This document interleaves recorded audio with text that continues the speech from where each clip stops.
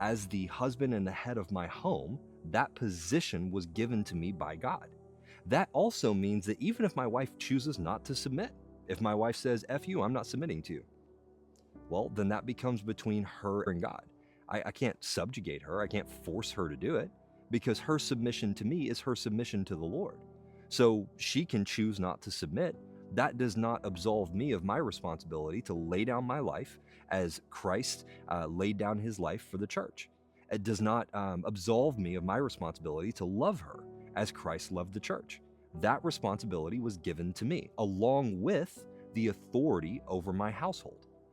But my wife still has to choose to submit to that authority. And what does it mean to submit to an authority? So let's use a military example. If a general came to a sergeant and told the sergeant to make their bed, the sergeant would need to make their bed, right? Because within that hierarchy, the general has certain powers and certain authorities and has a certain rank that allows them to have the sergeant do just about anything that they want up to certain limits. Within the army, there are certain rules that would prevent the general from doing things like telling the sergeant to sleep with one of the people in their unit, right? That would be a misuse or a violation of the rules that govern that general's authority. So hierarchically, there is a hierarchy. The general outranks the sergeant, which means that if the sergeant has a conflict of wills with the general about what they should do in any particular situation, the sergeant needs to defer to the general in that situation because the general outranks them. However, if the general seeks to have the sergeant do something that is a violation of the rules that govern that hierarchy, then at that point, the sergeant is free to resist doing that thing because that is a violation of the rules of that particular governing entity. Now, there's a second layer to this, which gets into larger governing authorities that have unilateral governing authority and also power to execute on that authority. So let's take a king and his people type situation, as we see with Shadrach, Meshach, and Abednego. So Nebuchadnezzar, I think that was the king at the time, creates this idol, and he tells Shadrach, Meshach, and Abednego that they need to worship the idol. And so Shadrach, Meshach, and Abednego, obviously they recognize God's authority over the king's authority, and so they resist that command because it's a violation of the government that governs their souls, even above the king's authority. But there's a really important part that people miss in this story.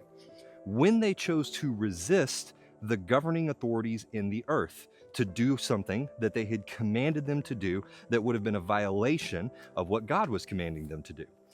At the same time, when the king said, okay, great, I'm going to throw you into the fiery furnace as a result of not doing this, Shadrach, Meshach, and Abednego didn't resist that part.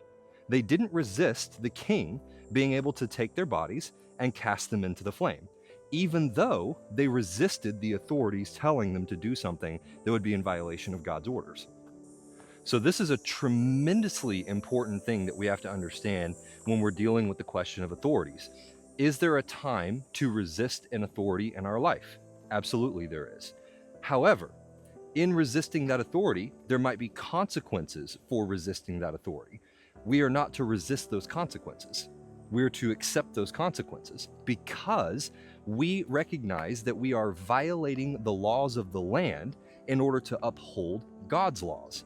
But the laws of the land still apply. And so if the law of the land says that if you violate this law, you will suffer as a result of it, then we are to suffer as a result of that because that is the prerogative of the law of the land. This is how we demonstrate both obedience to God and also obedience to the law of the land, because both are from the Lord.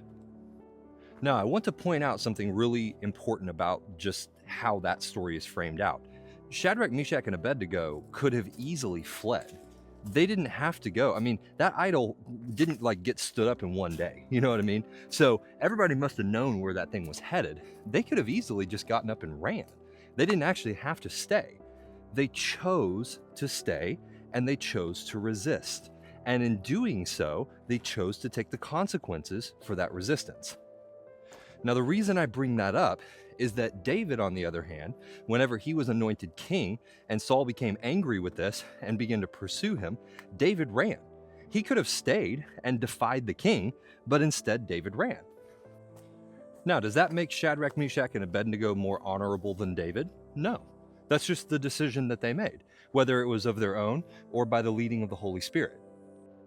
So what this shows us is that we can resist authority for godly reasons. However, if we're going to do so, then we also need to be prepared to own the consequences of that resistance in the earth. We can't resist the authority and then run away. If we're going to resist, then we resist and we own the consequences. However, we also have the option to flee. We don't have to stay under that authority. We can absolutely pick up and run. With one caveat. So there's a story about Sarah, who is Abraham's wife, and her servant Hagar. So Sarah had Hagar sleep with Abraham in order to produce an heir because Sarah was barren. And after producing an heir, Hagar started to basically chastise Sarah because she had a child and Sarah didn't. And so Sarah began to treat Hagar so harshly that Hagar took her brand new child and literally fled. Now, it's significant that Hagar fled because you got to think about it like this. Hagar was a servant, which means she couldn't have owned very much at that point in time. So for her to flee with her son that she would have to presumably support and depart from Abraham and Sarah, which was her absolute supply, particularly as a servant, in a time when it wasn't like women could just go out and get a job. This was a significant amount of animosity that Sarah was putting on Hagar. It doesn't say exactly what she did, but I would say that it must have been beyond just like, some chastising and yelling. Now, if you're familiar with the story, Hagar is weeping over the situation, and an angel of the Lord comes to her.